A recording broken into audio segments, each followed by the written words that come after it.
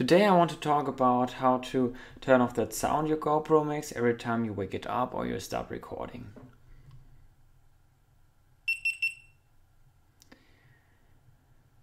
You have to go to Settings,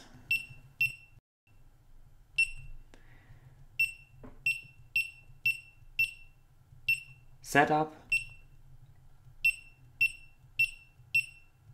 and here you go, and turn it off. So your GoPro will never make any sound again, no matter if you're skipping through the menu or you start recording or you're shutting it down, just like that. I hope you enjoyed the video. Thanks for watching and see you in the next video.